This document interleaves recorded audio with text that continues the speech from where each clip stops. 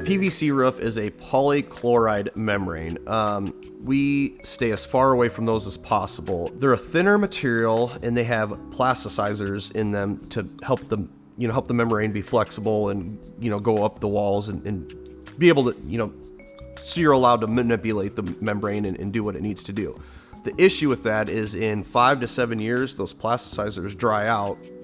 During that time, before they dry out, any type of dirt, debris, anything that gets on them, on the field sheet, it just kind of sits on there and then it'll turn brown. So you'll never have a perfectly white roof. Then to continue on that, over the next 5 to 7 years, once those the plasticizers start to dry out, the membrane becomes brittle. Once it becomes brittle, it's highly, highly susceptible to hail damage.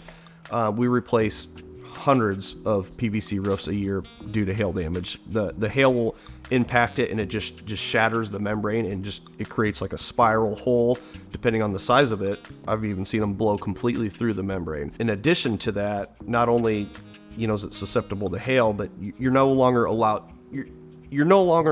to heat weld anything to it. So if you have a roofing system or a building with a PVC roofing system on there, and you have any additions, new HVAC equipment, anything like that, if the contractor comes back to have to, weld on new curb flashing pipes, whatever it may be, they're not going to seal up.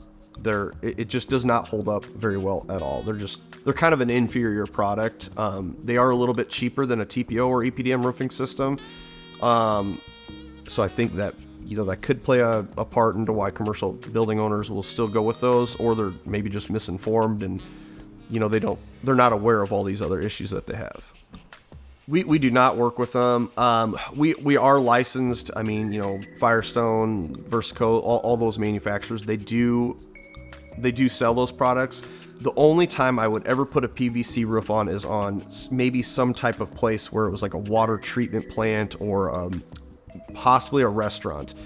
The PVC is good for really highly acidic materials and things like that would sit on the membrane. It doesn't allow it to eat through, and that's kind of how that the PVC started out, is they were a chemical pool liner. So that is probably its only positive, is it'll hold up to any type of acidic material.